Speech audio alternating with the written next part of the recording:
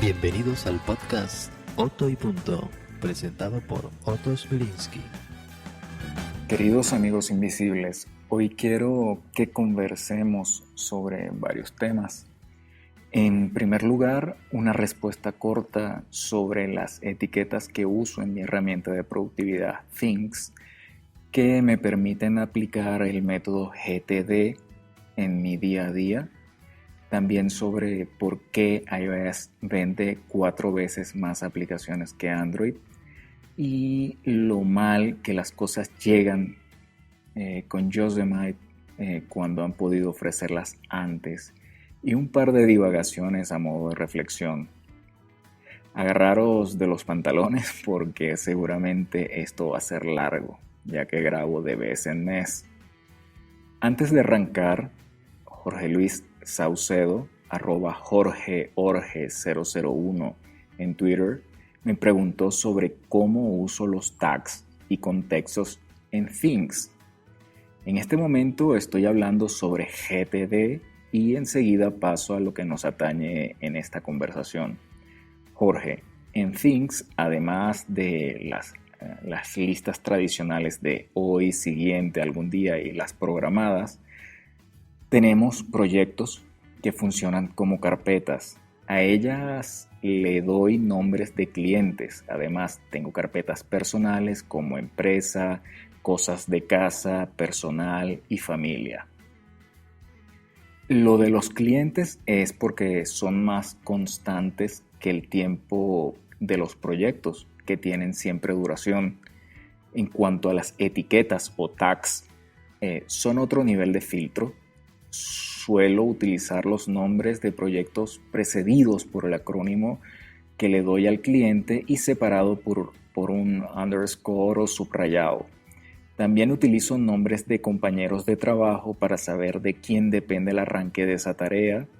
Hay personas que suelen incluir etiquetas de prioridad como alta, media y baja, pero eso realmente lo resuelvo con las listas de hoy, siguiente y algún día, que son los que deben marcar las prioridades. Para las de trabajo de la empresa tengo las etiquetas de facturación, propuesta, entregable, etc. Como puedes ver, la importancia es que uno mismo descubra la mejor manera de clasificar para recuperar información. Esto es clave, es fundamental. Uno incluye tags y clasifica en carpetas para recuperar información bajo esos términos. Ese es el fin último de esas clasificaciones. Bueno, Jorge, espero haberte respondido satisfactoriamente. Ahora a otro tema, hablando un poco de Apple para dejar de comenzar e ir al lío. Definitivamente Yosemite ha creado tantos comentarios y artículos que si cada letra pesase 1 gramo, podríamos crear un planeta que sacaría de órbita al Sol y todo comenzaría a girar en torno a él. Antes de seguir conversando, recordemos el ciclo que empíricamente he visto desde mi primer sistema 10 o X, que comenzó con el felino Cheetah. Apple logra mostrarnos un correcto ciclo de embellecer, potenciar y estabilizar. Embellecer para atraer con la primera entrega de una nueva versión de sistema operativo. Y sobre potenciar y estabilizar, antes lo veíamos con los cambios de sistema operativo. Venía otro con mayor potencia y finalmente casi el mismo pero más estable que el anterior, ¿no? Espero puedan recordar Tiger Leopard y Snow Leopard. Luego se repite lo mismo con Lion, Mountain Lion y Mavericks. Ahora ya esos cambios lo vemos realmente con las actualizaciones. Nos muestran algo que, aunque parecido, tienen diferencias estéticas que nos atraen visualmente. Sabemos que por la vista entra más que por el uso, sobre todo de lo que no conocemos o vemos por primera vez. Podríamos detectarlo en la evolución de la aplicación de contactos. Antes se llamaba Agenda. que de listados pasó al esqueumorfismo, luego a estructuras más centradas en el uso de la información, pero luego con las actualizaciones, por ejemplo, Mavericks logró mucha más potencia. Los procesos en background pasaron a ser más rápidos, pero dejaban a los MacBook sin batería rápidamente. El procesador se disparaba con un spotlight súper hambriento. Hoy con la versión o actualización 10.9.4 ha ocurrido lo propio de lo que vengo diciendo. Los procesos siguen siendo rápidos, pero el consumo es fantásticamente menor. El wake up o despertar del portátil al abrirlo cuando lo hemos dejado encendido es tan rápido en los modelos de hasta el 2009 que parece que tienes otro equipo. Ya no digo en el MacBook Pro de 13 pulgadas que es instantáneo. Por eso quiero que advirtamos que debemos tener cuidado con respecto a la frase, y abro comillas, Apple, ¿por qué no lo sacaste antes? La respuesta parece sencilla. Nos quieren sacar los cuartos paulatinamente, obligándonos a comprar equipos modernos. Cosa que de corazón os digo es rol de cualquier empresa. Pero vuelvo a caer en cuenta que todo tiene su ciclo de desarrollo y madurez. Hardware y software deben ir de la mano, funcionalidades y potencia, cosa que nuestra empresa preferida sabe llevar a la rajatabla. Como por ejemplo, ¿por qué las llamadas no entraban a nuestros ordenadores Apple antes, como si lo ofrecerán en el próximo OS X Yosemite? Veamos que hay cosas como por ejemplo el Bluetooth 4, que creo que apareció en 2011 con el iPhone 4S, el Mac Mini y el MacBook Air, pero el año siguiente se integra a los MacBook Pro. Hace que en temas de consumo ese Bluetooth 4 ahorre una burrada de energía y sepamos que permite transmisiones de datos entre 2 y 26 megabits por segundo, que se dice permite hacer hasta videoconferencias.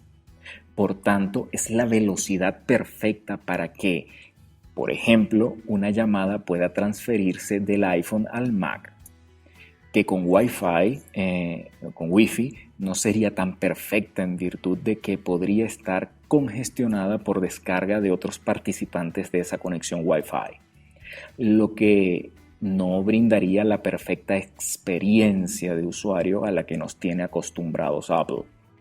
Pensemos que los dispositivos conectados cuentan con un canal único, que es lo que brinda Bluetooth.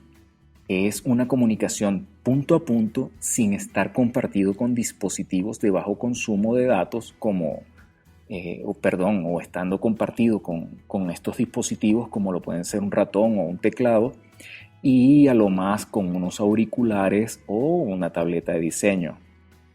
Pero pensaréis, bien Otto, esta tecnología se incorporó en 2011, pero los desarrollos se llevan con bastante antelación, al punto que creen que el iPhone 6 todavía lo diseñó Jobs. Por ello también debemos pensar en la madurez y que el mercado adopte la tecnología, más cuando un Mac lo cambias aproximadamente cada 5 años y un iPhone cada 2 o 3 años. Luego ofrecer de principio la estabilidad y experiencia perfecta sin apresurarse a decir lo tengo, como alguien que sacó por allí esa detección de huella dactilar y que funciona realmente mal, no como funciona en un iPhone 5S. Y bueno, eso podría conllevar a una pobre valoración de los usuarios. Esa tecnología o funcionalidad debe funcionar, y perdonen la redundancia, en la mayoría de los casos de manera perfecta. Y también pensemos que en él deben intervenir personas que comparten responsabilidades en otros proyectos, que esas personas son multidisciplinares, como programadores, especialistas en comunicaciones, hardware como antenas, o es que podéis quejaros de FaceTime. Yo sinceramente no puedo, ya que me permite conversar con mi hija a 10.000 kilómetros de distancia vía 3G y, y con recuperación de audio. Por tanto, mi experiencia es de 10 sobre 10. Pregunto, ¿ahora pensáis que Apple lo debió sacar antes? Cuando además el sistema operativo Yosemite ofrece visualmente el mayor acercamiento al estilo de iOS 7, cuando ya se siente un maridaje perfecto, además de todas las razones que he expuesto antes. Bueno, otro tema que me trae esta conversación, y es que he leído en estos días, no sé cuántos, un tweet de Anita Poppy sobre que los usuarios de iOS invierten 4 veces más en aplicaciones que los usuarios de Android. También he querido profundizar en el tema y he descubierto que son 5 veces, pero esto depende de la fuente. La razón que siempre se esgrime como la principal es la fidelidad a Apple. En realidad puedo dar solo mis razones. Tampoco pienso que esa sea una razón valedera. Y es porque tengo criterios antes de invertir en una aplicación, porque debo saber si me resultará importante para mí, aunque sea gratuita, ya que no me gusta embasurarme. Y aunque también soy propenso a probar por más que tenga un coste. Por tanto, acudo a los análisis o como suelen llamarse reviews, y esto no debe llevarnos más de unos minutos. Tampoco estamos comprando una casa, claro, a menos que me lo recomienden personas en las que confío, como las personas del podcast y charlas, Manolo y Filip, que el análisis tarda lo mismo que la App Store en abrirse. Por cierto, me han invitado a su último podcast y me la he pasado fenomenal en una verdadera conversación de amigos alrededor de temas variopintos que van más allá de la simple tecnología, sino más bien cómo la utilizamos. Bueno, bien interesante. Los invito a que lo escuchéis. Por cierto, y digo embasurarme porque me gusta que las actualizaciones en iTunes vayan rápido, así que de vez en cuando suelo dar un repaso para borrar las que pienso nunca necesitaré por caducas o abandonadas, poco prácticas, o he encontrado mejores alternativas. Así, de esta manera, evito que al buscar actualizaciones de aplicaciones no se hagan chequeos innecesarios para contrastar la lista de aplicaciones en iTunes contra las nuevas versiones que existan en la Store. Con respecto a la selección de aplicaciones, la primera razón tiene que ser impepinablemente, impretermitiblemente, y es porque la necesito. Y solo si existe una necesidad previa y no creada. Por tanto, se hace parte de mi objetivo. Por ende, luego verifico si hay alternativas en el mercado de aplicaciones, y más que al buscador de aplicaciones recurro a la web. De las seleccionadas, y aunque sean visualmente maravillosas, acudo también al histórico de versiones. Si la última actualización la veo muy lejana o las mejoras ocurren de forma extremadamente espaciada, no siento confianza. Aunque a veces hay que tener actos de fe cuando la versión es la 1.0. No es que sea tiquismiquis, es que la experiencia ha hecho que no me guste verme tirado con una aplicación caduca cuando la compra realmente implica confianza. Es por ello que también me implico con sugerencias para mejoras directas, comunicándome con la empresa o el desarrollador. En otras he ayudado, como saben, en las traducciones, pero solo si veo que la han hecho mal, un intento que parece que estuviese leyendo lo que ha escrito un traductor automático, o realmente se lo hayan consultado directamente a Yoda.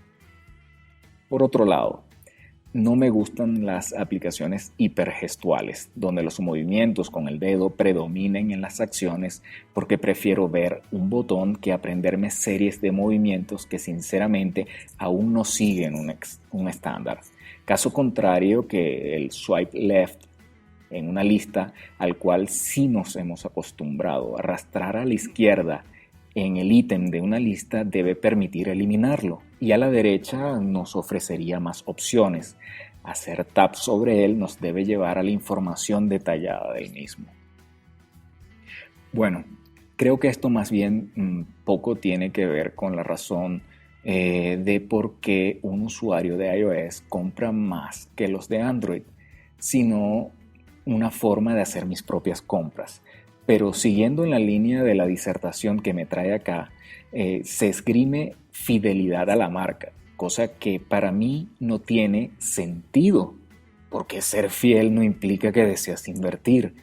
Que la mayoría de los iPhones se ubiquen en países de mayor poder adquisitivo podría ser una respuesta, pero no siento que sea así, porque independientemente de ello hay más modelos con Android en el planeta y juntos podrían hacer más caja. Ojo, debemos entender que comprar más no significa descargar más. Por lo tanto, un punto sería que algunas aplicaciones necesarias en un entorno son de pago y en la otra podrían ser gratis. Y si somos un poco banales, podemos verlo con los juegos de Angry Birds y Tetris, que en una plataforma son gratuitos y en la otra de pago. Pero es que quizá lo que estoy percibiendo es que sobre la base de pagar en la descarga es un medio de monetización, y quizás lo más seguro es que la vía de monetizar las aplicaciones provenga del visionado de publicidad. No sabemos, porque esas cifras son un poco difíciles de obtener, o nadie nos la ha ofrecido todavía. También pienso que leyendo los análisis de, por ejemplo, Flurry Analytics, la inmensa mayoría de dispositivos del otro sistema operativo están en una banda de precios solidarios por debajo de los $300, aproximadamente unos 220 euros a día de hoy, y más que un smartphone está buscando dos aplicaciones esa persona, Facebook y WhatsApp. ¿O no lo creéis así? También, y sobre la base de un análisis que leí de Stardust, observo que el 60% de aplicaciones de Android se consideran abandonadas. Para iOS es del 40%. Por otro lado, también sabemos que el revenue de los desarrolladores de iOS es mayor, o al menos es lo que se publica en todos lados, porque dudo que las cifras ciertas estén en nuestras manos jamás. Por tanto, no solo mueve el mercado la propia Apple, sino también los propios desarrolladores al promoverlas en blogs especializados. Finalmente, Apple hace mucho ruido en los medios. Los clientes, sin ser geeks, hacemos mucho ruido también con las aplicaciones. Basta con conversar sobre mis visitas a mis clientes, que siempre me tienen el cuento de la última maravilla que han comprado, y que si no la compro yo también soy un tonto de capirote, aunque compre en MediaMarkt. Y en la boca, y el boca a boca puede más. Eso está garantizado. De hecho, pensad en esto: cuando un cliente no está satisfecho, su malestar se propaga hasta 8 personas que se convierten en multiplicadores. Sin embargo, cuando algo es muy bueno, eso es una explosión, y más si estamos apoyados en redes sociales. Viéndolo desde la parte de los desarrolladores, observamos, y que no lo digo yo, iOS tiene muchas librerías y un montón de reglas claras. Si no, pensemos en las aplicaciones de Spreaker, que le costó muchísimo permitir grabar en un segundo plano para Android, es decir, mientras estás fuera de la propia aplicación. Parece o no se percibe fácil ciertas cosas para el desarrollador de Android, pero eso no lo puedo decir con fe cierta, puesto que es una percepción. Esto mejor dejarlo a quienes programan en ambas plataformas.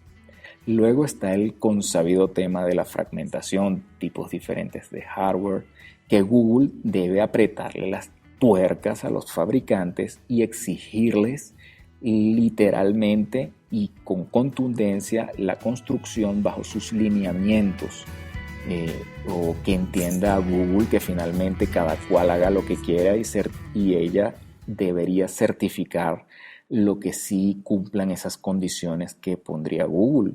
Que Google diga, señores, a estos terminales les doy mi aval de exigencias de calidad y pueden poner mi logo en la estructura de la carcasa.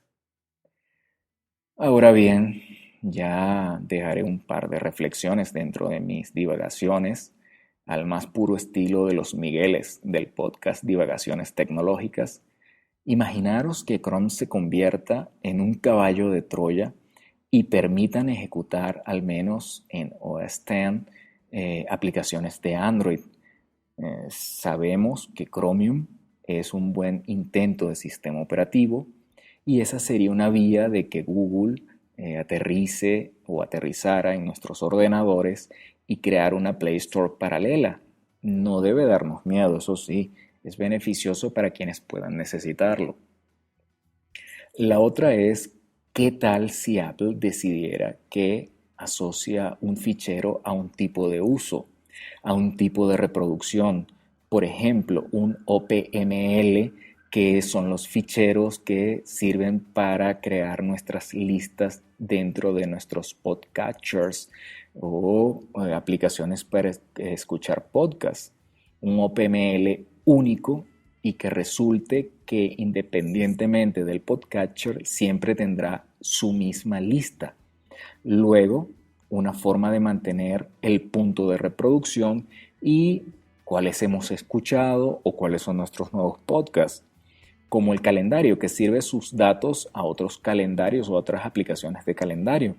Ahora imaginemos que esto puede hacerse así para otras aplicaciones. La verdad es que sería fantástico y crearíamos como ciertos tipos de clasificaciones dentro de, por ejemplo, OS X, que tienes, según la extensión, puedes tocar el mismo película, por ejemplo, con MPlayer X o con cualquier otro VLC o QuickTime. Bueno, ahí os dejo esas preguntas, más que reflexiones. Y queridos amigos invisibles, me despido deseando que tengáis otra semana fantástica. Mi nombre es Otto Chmielewski. Gracias por tenerme allí en vuestros podcatchers preferidos y sobre todo haber llegado hasta este punto. Mis datos de contacto son otoy.gmail.com, @otost en Twitter y en app.net. Un abrazo para todos y recordad, haced el bien y no miréis a quién.